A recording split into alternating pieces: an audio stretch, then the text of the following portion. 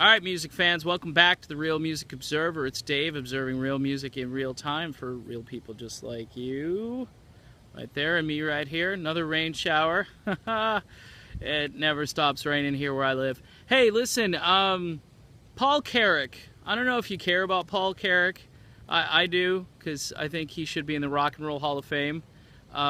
Here's the deal. Paul Carrack started with this band called Ace.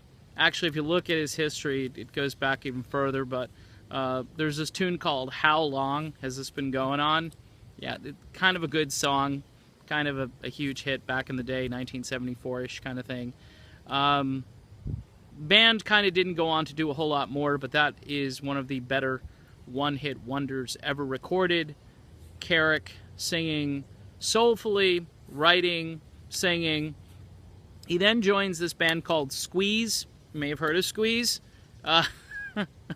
Prior to Squeeze, he was hanging out with Nick Lowe and Elvis Costello and all those types of people, and he's a British guy, just so you're aware of that. In any event, Squeeze, he sings a song called Tempted. You may have heard of Tempted. Amazing, amazing song.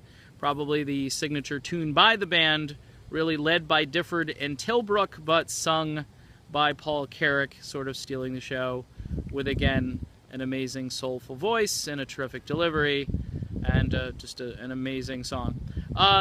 Carrack then goes on to hang out with Nick Lowe in his cowboy outfit. Nick Lowe, the guy who wrote Cruel to Be Kind, I Knew the Bride When She Used to Rock and Roll, and Beast in, I think it's Beast in Me, or Beast in You, tune that Johnny Cash sung, and Nick Lowe has also recorded it.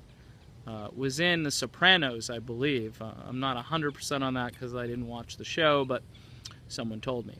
So, Paul Carrack moves on. He hooks up with Mike and the Mechanics. You may have heard of The Living Years. That's Paul Carrack. And Silent Running, that's, again, Paul Carrack singing. Paul Carrack came out with a solo album prior to all that called, I believe it was Suburban Voodoo. A tune called I Need You, and a number of other just fantastically written and performed songs. He also had a few more solo albums. One I'm thinking of in particular had a tune called Don't Shed a Tear for Me, another fairly large size hit for Paul Carrack. I had the chance to hang out with Paul Carrack, I believe at the Channel in Boston, or one of those kind of divey clubs back in the 80s when he was Nick Lowe's keyboard player at the time. And he was just hanging out in a room by himself, and I'm like, hey man, aren't you Paul Carrack? He's like, yes, I'm glad you noticed. And we had a nice little chat, heaped on some praise about all of his work in the various projects that he had worked in, and this was prior to Mike and the Mechanics.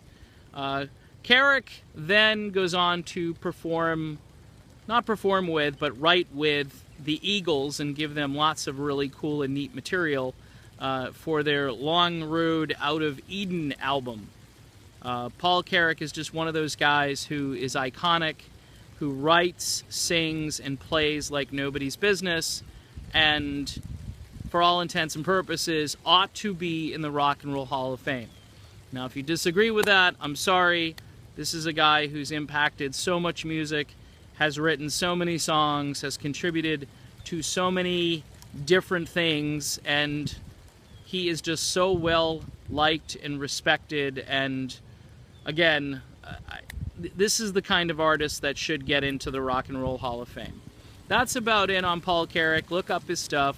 Check out his work with Mike and the Mechanics and Squeeze and Nick Lowe. He doesn't sing with Nick Lowe, he just more or less plays with Nick Lowe.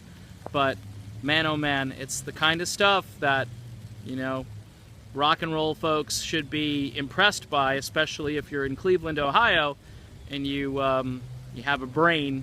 And even the critics, by the way, the critics usually get these guys into the hall. They've liked Paul Carrack's work pretty much his entire career. Well, that's it. I'm getting rained on, so I will talk to y'all later. Have a good one.